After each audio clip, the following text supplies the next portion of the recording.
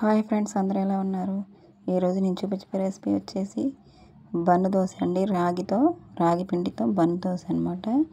ఇది ఈవినింగ్ టైంలో పిల్లలకి ఈజీగా చేసి పెట్టేయచ్చు. చాలా ఫాస్ట్గా అయిపోతుంది. అలాగే ఒక్కటి తింటే సరిపోతుందండి. ఇది ఎలా ప్రిపేర్ చేసుకోవాలో ముందుగా చూద్దాం. ఒక బౌల్ తీసుకొని అందులోకి 1/2 కప్పు బొంబాయి రవ్వ తీసుకున్నాను.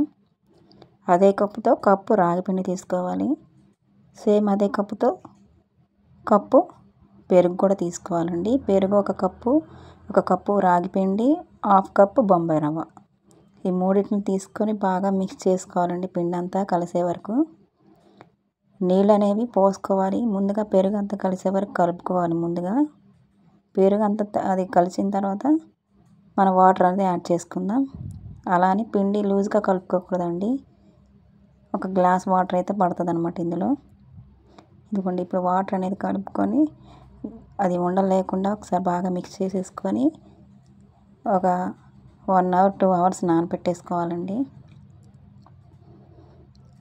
నానబెడితే ఏమవుతుందంటే బొంబాయి రవ్వ అనేది బాగా సాఫ్ట్గా అవుతుందన్నమాట. ఇప్పుడు ఒకసారి బాగా మిక్స్ చేసేసుకొని ఇలాగా నేను చూపించే విధంగా ఉంటే సరిపోతుందండి పిండి అనేది.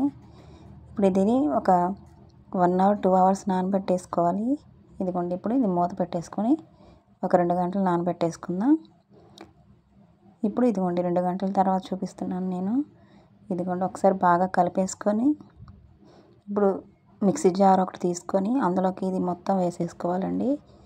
మిక్సీ పట్టుకోవాలన్నమాట. ఇది అట్టు పిండిలాగా పట్టుకోవాలి. అలానే వాటర్ ఏమీ యాడ్ చేయొద్దండి, అస్సలు యాడ్ చేయొద్దు. మనం వాటర్ ఇందాక పెరుగు వాటర్ యాడ్ చేసాం కదా, అదే సరిపోతుంది. నీళ్ళు అనేవి ఒక్క చుక్క కూడా పట్టవన్నమాట. దీన్ని బాగా మెత్తగా గ్రైండ్ చేసుకుందాం. ఇదిగోండి, ఇలాగా దోశ పిండిలాగా వస్తుందండి. మనకి బాగా థిక్గా అనిపిస్తే కొంచెం 1 టీ గ్లాస్ వాటర్ వేసుకోండి, లేదంటే ఇలా సరిపోతుందన్నమాట. ఇలా మిక్సీ పట్టేసుకొని ముందుగా అది పక్కన పెట్టేసుకొని స్టవ్ మీద ఒక ప్యాన్ పెట్టుకొని ఒక 2 టీ స్పూన్లు ఆయిల్ వేసుకోవాలి. ఆయిల్ వేసుకున్న తర్వాత ఒక పచ్చిమిర్చి, జీలకర్ర, కరివేపాకు, ఒక మీడియం సైజ్ టమాటా అన్నీ కట్ చేసుకొని వేసుకోవాలండి. ఆయిల్లో మగ్గించుకోవాలి కొంచెం. ఎందుకు అంటే టమాటా అనేది కొంచెం సాఫ్ట్గా అవుతుందండి మగ్గించుకుంటే. మనకి పిండిలో వేసినప్పుడు పచ్చిగా తగలకుండా సాఫ్ట్గా ఉంటుందన్నమాట. అందుకే మనం ఇలాగ కొంచెం దీన్ని మగ్గించుకోవాలి. పచ్చిమిర్చి ఒకటి మీకు తినే కారాన్ని బట్టి, అలాగే కరివేపాకు, జీలకర్ర, టమాటాలు మగ్గించుకొని కొంచెం సాఫ్ట్గా అయిన తర్వాత స్టవ్ ఆఫ్ చేసేసుకోవాలి. స్టవ్ ఆఫ్ చేసేసుకొని ఇప్పుడు పిండిలో మనం సన్నగా తరిగిన కొత్తిమీర, అలాగే ఒక మీడియం సైజు ఉల్లిపాయ సన్నగా తరిగి వేసుకుంటున్నాను. పచ్చివే వేసుకుంటున్నాను ఇవి ఇందులో. అవి వేసుకున్న తర్వాత మనం పక్కన పెట్టుకున్న టమాటా మిక్స్ ఉంది కదండి, అది కూడా ఇందులో వేసేసుకొని కలిపేసుకోవాలి.